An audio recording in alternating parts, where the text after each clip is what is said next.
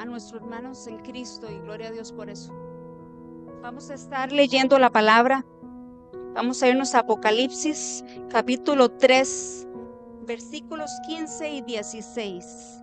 Apocalipsis 3, versículos 15 y 16. Y la palabra de Dios dice así: yo conozco tus obras, que ni eres frío ni caliente. Ojalá fueses frío o caliente, pero por cuanto eres tibio y no frío ni caliente, te vomitaré de mi boca. Vamos a estar cerrando nuestros ojos y vamos a orar para poner esa palabra en la mano del Señor. Padre, te damos las gracias por esta noche y por la oportunidad de estar aquí y compartir tu palabra. Te pedimos que tú redargullas nuestros corazones con tu verdad, que tu palabra no sea solo escuchada, sino que penetre profundamente en nuestras vidas, trayendo convicción, arrepentimiento y un deseo de vivir conforme a tus principios. En el nombre de Jesús, amén. Este mensaje de hoy es una invitación a hacernos un autoanálisis espiritual. El tema es saliendo de la monotonía y la frialdad espiritual. Para eso vamos a definir qué es monotonía y frialdad espiritual. Monotonía es la repetición constante de las mismas acciones llevándonos al aburrimiento. La frialdad espiritual es la falta de pasión en las cosas de Dios. La monotonía espiritual lleva a las personas a realizar sus actividades espirituales sin entusiasmo. No hay motivación en ellas. Simplemente cumplen con una rutina. Ahora, ¿qué causa la monotonía espiritual? Como punto número 1, tenemos puntos grises. Un estado espiritual donde una persona no es ni fría ni caliente. Es un estado intermedio. No es ni apasionado ni frío, sino que refleja una actitud de mediocridad o conformismo, según lo que dice Apocalipsis 3:15. Son personas que conocen de Dios, pero no lo involucran en sus vidas. Le dan prioridad a la carne, a su ego, y no tienen esa pasión por Cristo, no tienen ese compromiso. Y falta de ejercicio espiritual como punto número 2. Es una persona negligente en ayunar, leer la Biblia, orar, servir, asistir a la iglesia. Como punto número 3, ser agente secreto de la iglesia. Son personas que asisten a la iglesia, pero que no actúan como cristianos fuera de ella. No tienen compromiso ni crecimiento espiritual. Como punto número 4, la religiosidad. Es una persona con prácticas vacías, sin una relación con Cristo. Las personas religiosas se enfocan más en lo externo, creyendo que la santidad está en su ropa y no hay problema. Si a usted le gusta usar ropa tapada, larga, pero muchos lo hacen por religiosidad, solo por la apariencia exterior, mientras siguen con actitudes como el chisme, la envidia y otros. En casos, hay algunos hombres que no permiten que sus esposas usen pantalones, pero ellos andan mirando a otras mujeres afuera con pantalones. Entonces, se debe buscar una transformación interna que nos santifique desde adentro hacia afuera.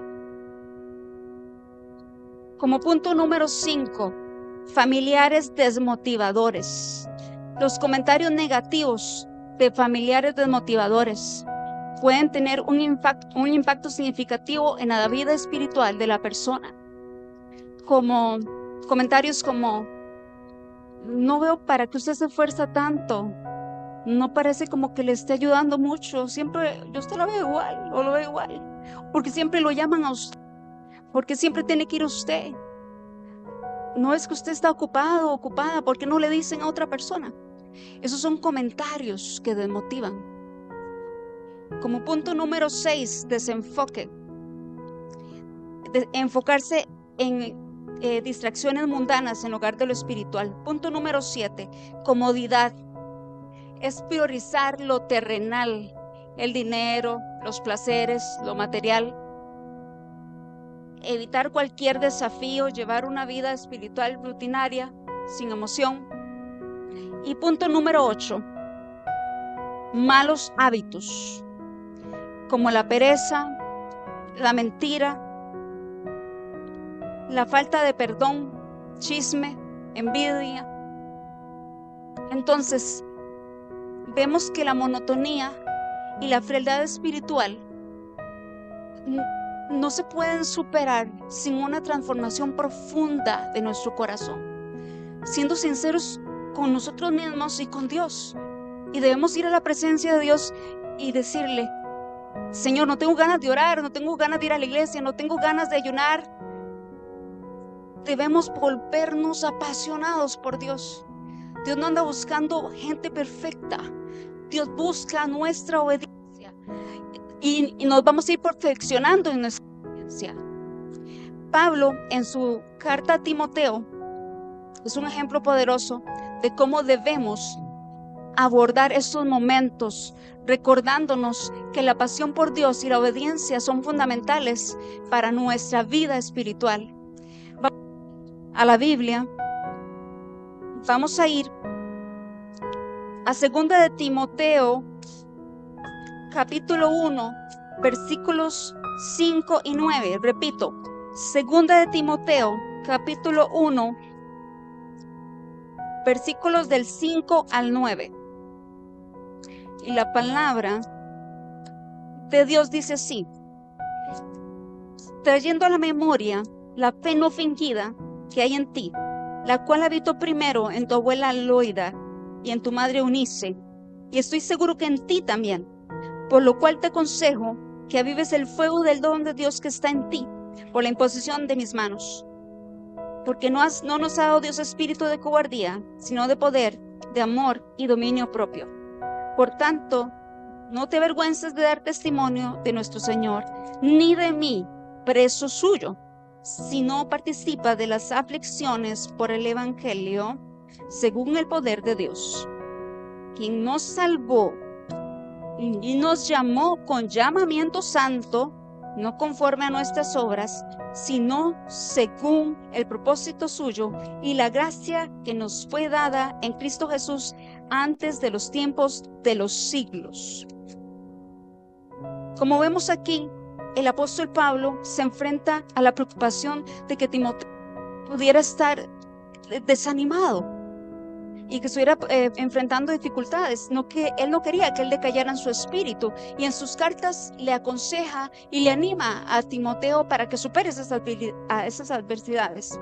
Él le aconseja que se acuerde de la fe de su familia, le anima a mantener una fe viva, activa, le aconseja avivar el don de Dios que está en él, le recuerda que Dios le ha dado un espíritu de poder, de amor y dominio, y lo motiva a luchar en constancia en su potencial, que confíe en su potencial espiritual para liderar y servir. Esta misma exhortación es para nosotros hoy. Muchas personas tienen duda de su propio potencial, no creen en las habilidades y dones que Dios les ha otorgado. Y qué triste saber que han venido profetas y queremos que nos profeticen, pero al final no hacemos nada con la palabra que Dios nos habló. Entonces, no es carencia de palabra profética, sino problema de carácter y confianza en el propio potencial de la persona que está recibiendo esa palabra. Entonces, no es Dios, no es el profeta. El problema es quien está recibiendo esa palabra profética. Ahora, para actuar según lo que dice el profeta, debemos liberarnos del miedo. Debemos de saber quiénes somos en Dios. Dice que tenemos poder, amor, dominio propio. Además de creer lo que dice la palabra acerca de nosotros, debemos alejarnos de las distracciones y las tentaciones. El propósito que tenemos en el Señor.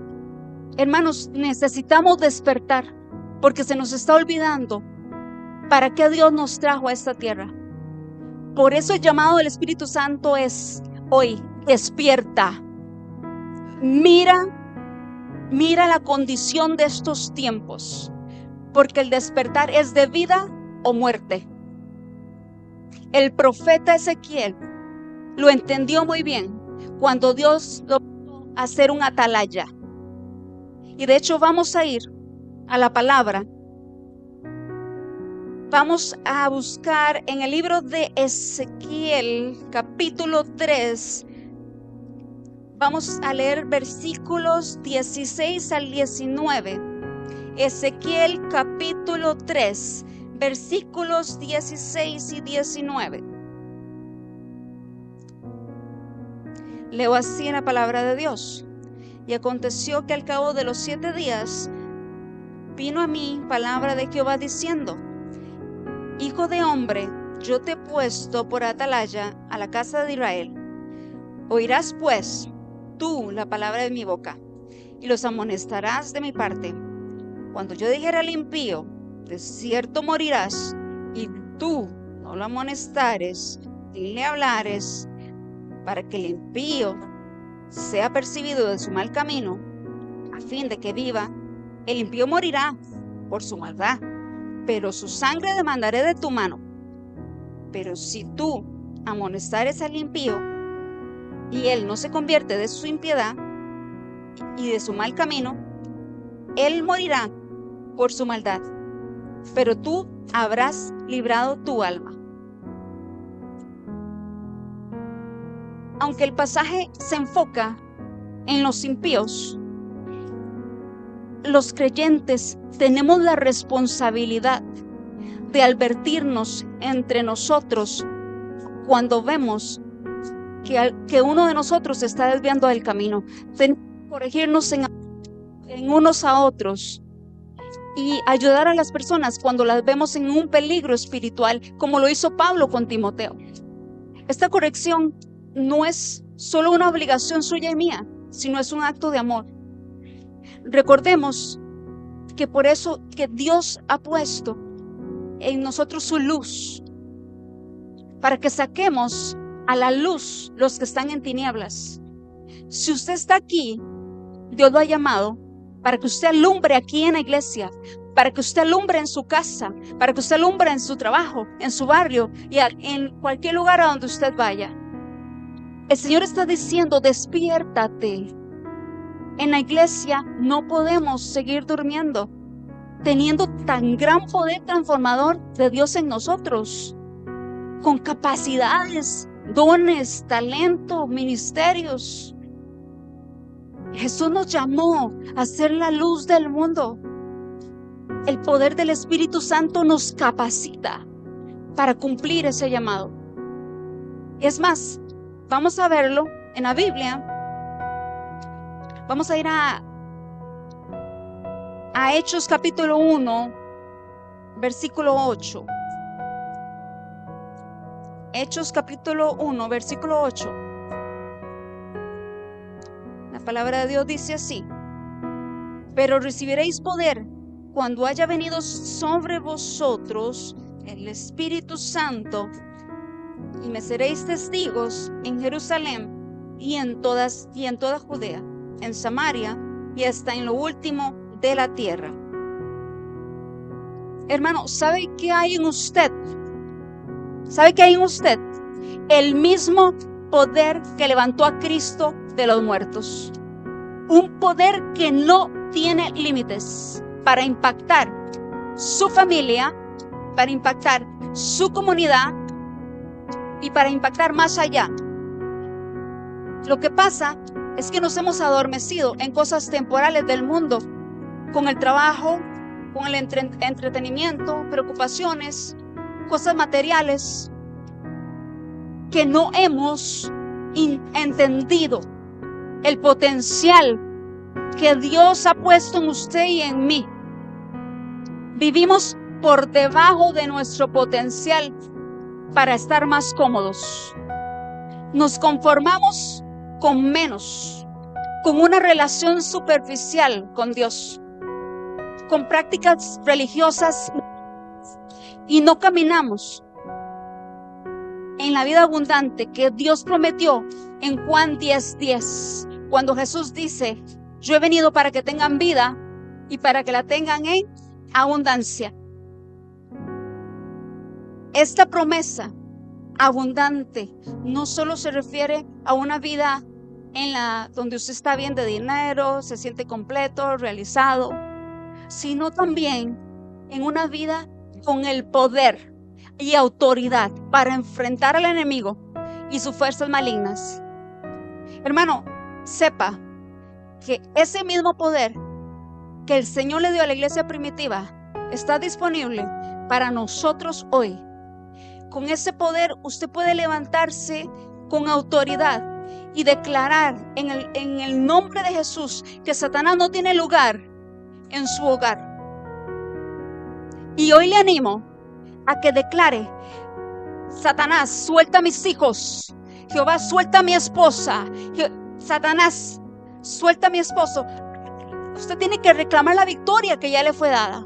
Aunque usted enfrente desafíos, aunque enfrente tentaciones, obstáculos, así como los israelitas tuvieron que luchar contra los gigantes, debemos permanecer firmes en la fe y tomar a la fuerza lo que Dios ya nos prometió. Entonces, ¿cuál es el llamado del Espíritu Santo de Dios? Es: despierta.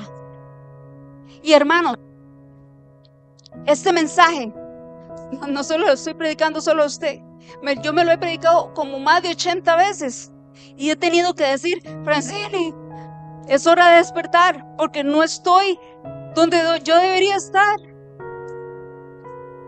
Hermanos, no vivamos de una falsa apariencia de vida cristiana espiritual, usando el lenguaje cristiano del Dios le bendiga, amén, aleluya, solo para aparentar ser un buen cristiano ante los demás. La verdadera fe no se trata de lo que usted dice, sino de lo que usted demuestra, de su propio testimonio, de la sinceridad en nuestra vida cristiana. Se ve en nuestras acciones, se ve en nuestra disposición para servir a los demás. Cuando yo no estoy en una monotonía espiritual, cuando mi vida no está marcada por la rutina o el aburrimiento, la necesidad de mi hermano no me molesta.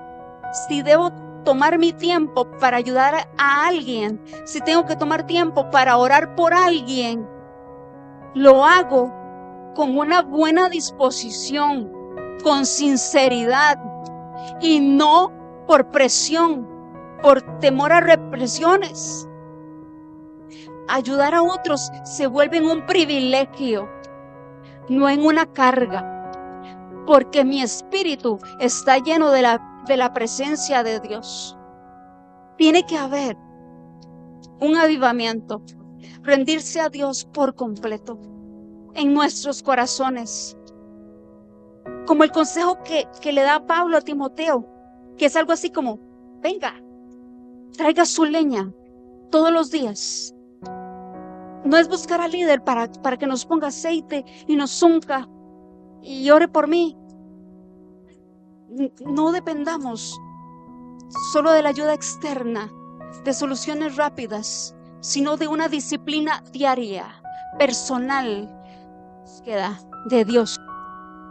Venga, traiga su leña. La leña representa sus prácticas espirituales diarias, su compromiso personal con Dios, su pasión, su oración diaria, la lectura de la palabra, estudio de la palabra, congregarse, servir en la iglesia con sus dones y su ministerio. Hermanos, es importante reconocer las cenizas del día de ayer, que simbolizan nuestras experiencias, los logros, bendiciones espirituales pasadas, testimonios pasados. Representan lo que Dios hizo en el pasado. Y aunque estos recuerdos son valiosos, no son suficientes para mantener el fuego espiritual vivo. Debemos añadir nueva leña espiritual, que significa continuar creciendo espiritualmente, involucrarnos en el ministerio, estudiar la palabra con profundidad, a tener una vida de oración ferviente, establecer metas espirituales, estar activos en la iglesia. Necesitamos un avivamiento urgente que conlleva a postrarnos delante de Dios con humildad y rendición total. El avivamiento se manifiesta a través de un arrepentimiento profundo, sincero, reconociendo mi necesidad de la presencia de Dios. Requiere un cambio genuino de nuestra mente y de nuestro corazón, y una restauración completa de nuestra relación con Dios. Hay áreas en nuestra vida que no hemos entregado a Dios. Hay personas que dicen: Señor, te voy a dar esto, pero con esto dame un chancecito. Pero el Señor dice: hijo mío, dame tu corazón. Está invitándonos a entregarle lo más profundo de nuestra vida, nuestra esencia, nuestras emociones. El corazón es el centro de nuestra vida y de nuestras acciones. Usted puede entregar un riñón y sigue viviendo, ¿cierto o no? Usted puede entregar una mano y sigue viviendo. Es más, usted puede entregar su cerebro y sigue viviendo. Pero si usted entrega su corazón, usted entregó todo. Donde está su tesoro, ahí está su corazón. Lo que nosotros amamos revela dónde está nuestro corazón. Si mi prioridad es la casa, ahí está mi corazón. Si lo más importante es el trabajo, ahí está mi corazón. Si mi prioridad son mis hijos, ahí está mi corazón anclado. Y el Señor dice: dame todo. No quiero nada a medias. No solo las áreas que me están cómodas de entregar. La historia de Abraham y de Isaac ilustra claramente el tipo de compromiso total que Dios espera de sus hijos. Dios le pidió a Abraham entregar a su único hijo Isaac, a quien él amaba profundamente. No porque Dios necesitara a Isaac, sino para probar el nivel de entrega y de fe de Abraham. Abraham tomó a Isaac y a sus sirvientes y le dijo: vamos a adorar al Señor. Y durante los 3 días de viaje, Abraham iba viendo a su hijo y enfrentando ese desafío de soltar lo que más amaba. Pero ¿sabe qué estaba haciendo Abraham? Entregando su corazón totalmente. Esta experiencia de Abraham al ofrecer a Isaac, si nosotros nos vamos a ver la condición de la iglesia de Sardis en Apocalipsis, están conectadas en su mensaje. Pues ambas se destaca que Dios busca la fe y la obediencia sincera, no solo una fachada de religiosidad. Vamos a ir a la palabra. Vamos a ir a Apocalipsis 3, del 1 al 2. Apocalipsis 3, del 1 al 2. Y la palabra del Señor dice así: escribe al ángel de la iglesia en Sardis, el que tiene los 7 espíritus de Dios y las 7 estrellas, dice esto: yo conozco tus obras, que tienes nombre de que vives y estás muerto. Sé vigilante y afirma las otras cosas que están para morir, porque no he hallado tus obras perfectas delante de Dios. Ahora voy a leer la traducción en lenguaje actual, lo que dice, y dice la siguiente forma: escribe al ángel de la iglesia de Sardis, yo tengo los 7 espíritus de Dios y las 7 estrellas, y escucha lo que te voy a decir.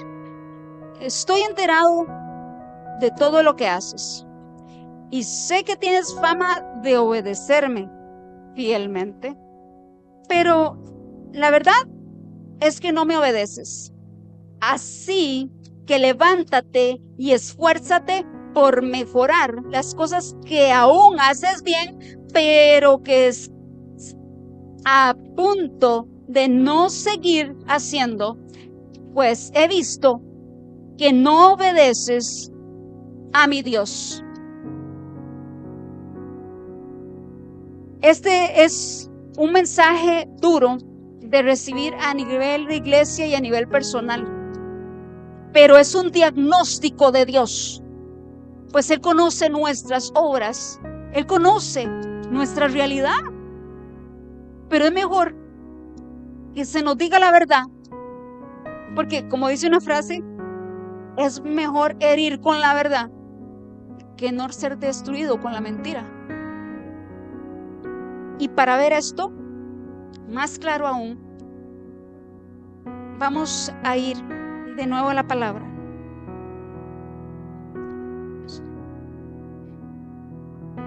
Vamos a ir a Jeremías capítulo 6, versículos 13 y 14.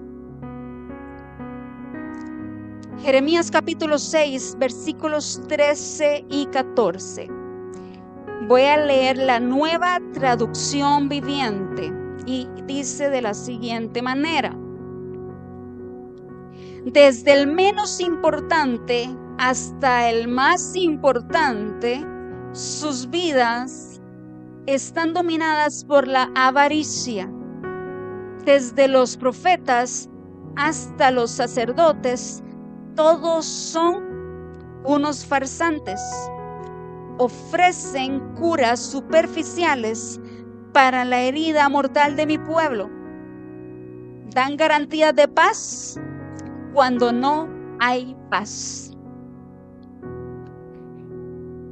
La iglesia de Sardis es advertida en Apocalipsis 3 por tener una reputación de estar viva.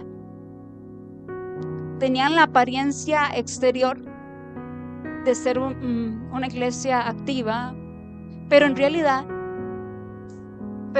estaba espiritualmente muerta. Les faltaba la obediencia y la fe viva que se vio en Abraham. A pesar de su reputación, sus obras eran incompletas ante los ojos de Dios, lo que indica una fe superficial, sin el compromiso que se espera de quienes siguen a Cristo. Cuando nuestro cristianismo y vida es solo de apariencias, solo se quiere escuchar lo que queremos escuchar y no lo que Dios nos quiere decir. La gente quiere escuchar: vas a ser prosperado, y esas personas están en pecado. No, hermano, las cosas no son así. El deseo es que seamos prosperados en todas las cosas, así como prospera nuestra alma.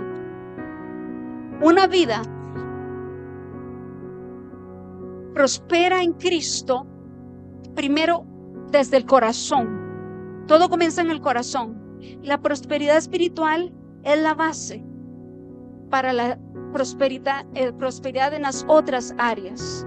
Hermanos, hoy se quiere acomodar la iglesia a la sociedad que sea atractiva para los oyentes, para satisfacer las expectativas de los miembros de la iglesia, como también para satisfacer las expectativas de los inconversos. Pero la misión de la iglesia es predicar la verdad y no adaptar el mensaje para que sea más aceptable. Despertemos y dejemos de vivir de apariencias. Salgamos de ese estado de monotonía y pedir al Espíritu Santo que nos revele el potencial que tenemos en Dios. Y eso, cuando suceda, nuestra vida no volverá a ser la misma. Si pensamos en la iglesia de Sardis, tal vez podemos pensar que era una iglesia que no sufría persecución. Era una iglesia donde danzaban, cantaban, adoraban, podían tener estudios de la palabra, actividades para convivir. A la vista parecía ser una iglesia vibrante, viva, pero era una iglesia que tenía nombre, pero no tenía vida. Y esa es la realidad de las iglesias de hoy. Tienen nombre, pero no tienen vida. ¿Y qué significa tener nombre y estar muerto? Es no tener una vida espiritual, una relación íntima con Dios. Tener nombre y estar muerto significa tener una reputación de ser espiritual, cuando no es así. Es simplemente una fachada, un autoengaño. ¿Qué significa tener nombre que vive y estar muerto? Significa tener una fe muerta, no tener conexión con Dios, no hay frutos. Para eso vamos a ir a la Biblia, para ver lo que dice en Santiago, capítulo 2, versículos 26. Santiago capítulo 2, versículo 26. La palabra del Señor dice así: porque como el cuerpo sin espíritu está muerto, así también la fe sin obras está muerta. Muchos dicen ser cristianos, pero sus vidas y sus acciones indican lo contrario. Tienen una vida que no refleja el nuevo nacimiento, no reflejan en sus obras un corazón transformado por el Espíritu Santo. Usted sabe que fuimos llamados para dar fruto, y el pámpano que lleva fruto, dice la Biblia, que será cortado y echado en el fuego.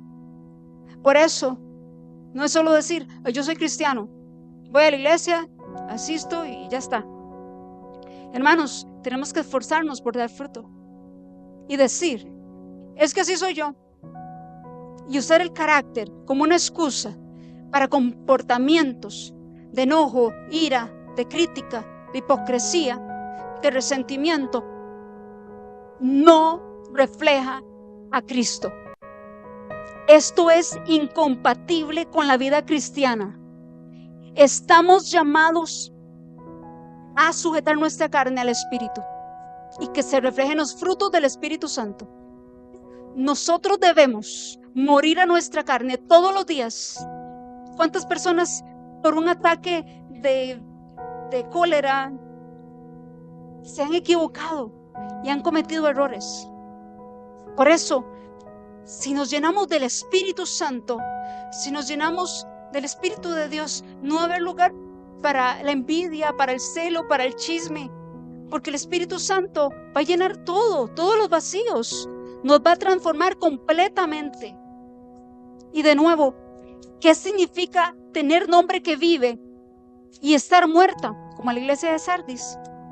Tener una vida improductiva.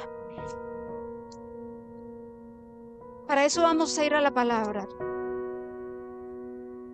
para ver qué Dios nos habla acerca de esto. Vamos a ir a Lucas capítulo 14, versículos 34, 35. Lucas capítulo 14, versículos 34 y 35. Voy a leer la Nueva Traducción Viviente. La palabra del Señor dice así: la sal es buena para condimentar, pero si pierde su sabor, ¿cómo la harán salada de nuevo? La sal sin sabor no sirve ni para la tierra ni para el abono. Se tira. El que tenga oídos para oír, que escuche y entienda. Si nosotros como cristianos perdemos nuestra salidad, es decir, si no vivimos de manera que reflejemos los valores de Cristo, entonces, como la sal sin sabor, no cumplimos nuestro propósito. No ayudamos ni a avanzar la obra de Dios, ni a detener la obra de Satanás. Yo leía unos comentaristas que escribieron algo acerca de la iglesia de Sardis, y decía que la iglesia de Sardis era una iglesia que se había convertido para Satanás en un simpático e inofensivo grupo religioso que se reunían en una esquina, que estaban muertos, que no representaban ningún peligro para Satanás.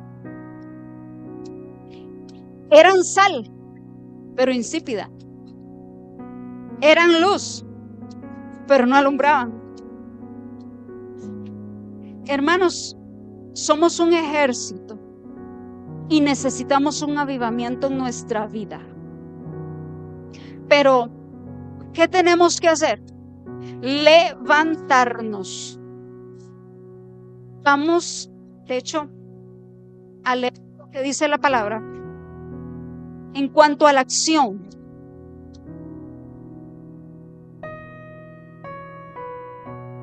Vamos a ir a Ageo.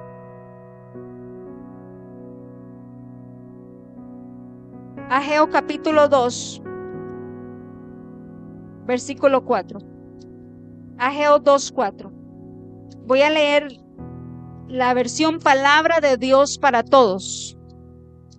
La palabra del Señor dice así: pero el Señor dice: anímate, Zorobabel, anímate, Josué, hijo de Josadac, sumo sacerdote. Anímate, pueblo de este país, dice el Señor. Continúen trabajando, porque yo estoy con ustedes, dice el Señor Todopoderoso. Zorobabel jugó un papel crucial en la reconstrucción del templo de Jerusalén, que había sido destruido. Zorobabel, en lugar de quedarse pasivo y evitando el esfuerzo, Zorobabel más bien tomó una acción para cumplir la misión que Dios le había dado. Su liderazgo fue importante en el proceso de la restauración. Su esfuerzo, su fe fueron cruciales. Y el profeta Ageo nos exhorta a través de la historia de Zorobabel a reconsiderar nuestras prioridades y a poner a Dios en el centro de nuestras vidas. Tanto el que se siente como muy viejo para hacer algo, como el que se siente muy joven para hacer algo en Cristo, tendrá que rendir cuentas a Dios por su actitud aquí en la tierra, por lo que no hicieron cuando Dios les dijo que actuaran. No hay razón para quedarnos pasivos y dejar que otros hagan, pensando que otros hagan, que otros trabajen. De por sí yo no sé hacer nada. ¿En qué voy a ayudar? Yo solo asisto a la iglesia y es todo.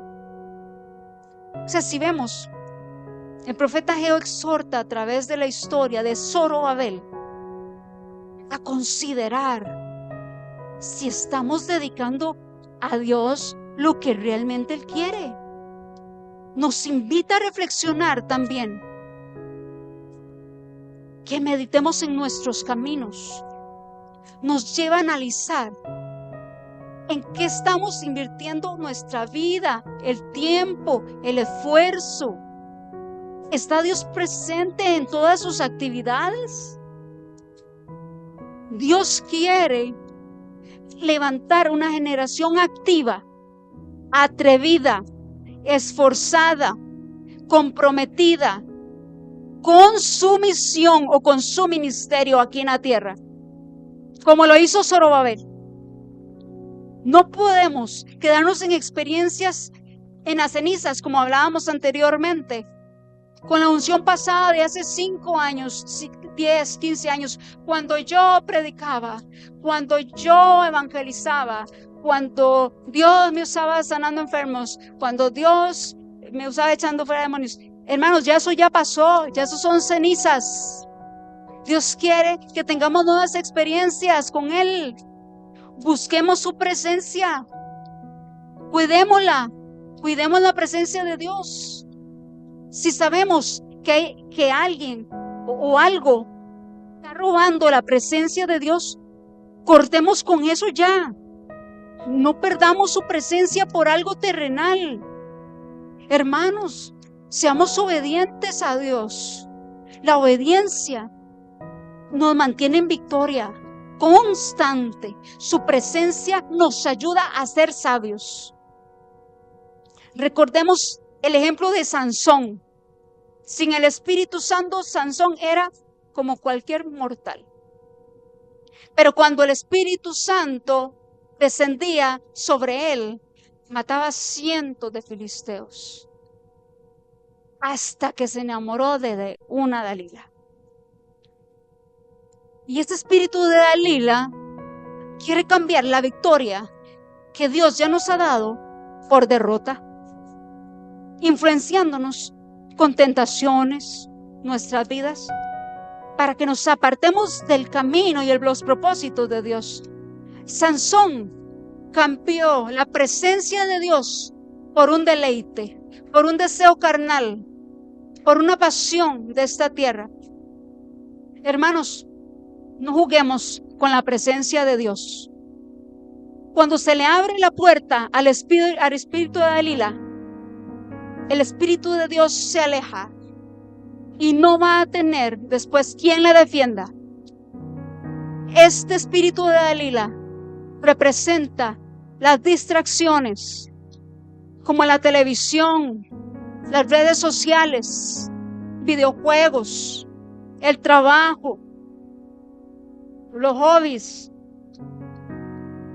o engaños como la teología de la prosperidad, justificar el pecado. Son cosas que intentan perder nuestra fuerza espiritual, como le pasó a Sansón, alejándonos de la victoria que Dios ya ha decretado para nosotros. Esas distracciones nos pueden llevar a la caída como a Sansón, a la derrota como a Sansón, a la ruina, a la miseria, perder su familia y hasta meternos en depresiones y otras cosas más. Por eso es vital que guardemos la presencia de Dios en nuestras vidas. Protejamos nuestros ojos, nuestros oídos de lo que no edifican. Cuidemos lo que hablamos. Cuidemos nuestros pensamientos. No necesitamos ir donde un psicólogo para que transforme nuestras vidas, y no estoy en contra de eso. Usted puede ir donde un psicólogo, no está mal. Usted puede ir si usted lo desea. Pero lo único que transforma es la presencia del Espíritu Santo en nuestras vidas. Hermanos, volvamos a edificar. Volvamos a construir o reconstruir lo arruinado. Volvamos al primer amor. Dejemos la monotonía y la frialdad espiritual. Desenfoquémonos ya del mundo, de lo pasajero. Desenfoquémonos de esas cosas y más bien enfoquémonos en lo eterno. Aprendamos a discernir entre lo santo y lo profano. Y voy a la Biblia de nuevo y termino leyendo. Vamos a ir a Jeremías 31:25. Jeremías 31:25. La palabra de Dios dice: porque satisfaré al alma cansada y saciaré a toda alma entristecida.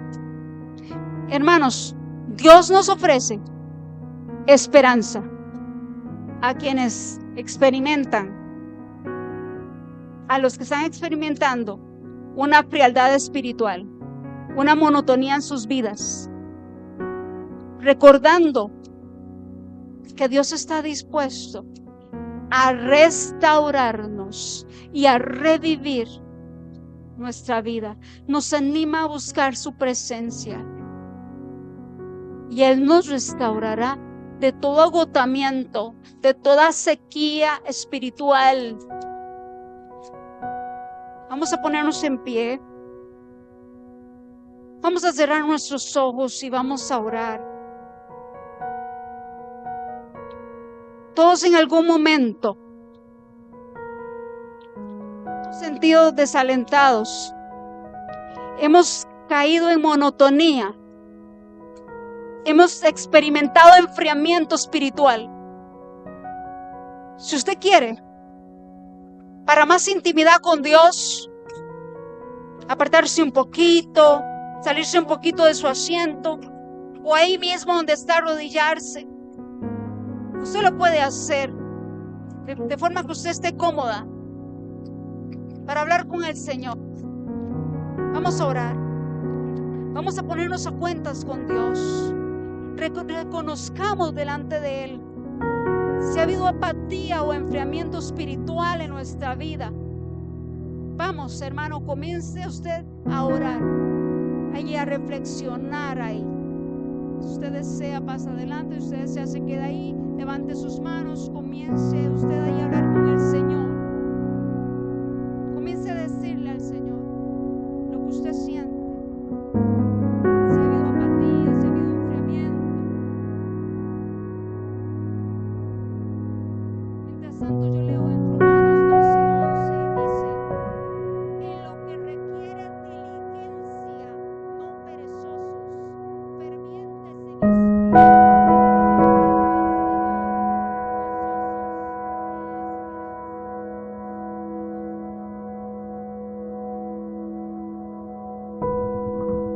espíritu.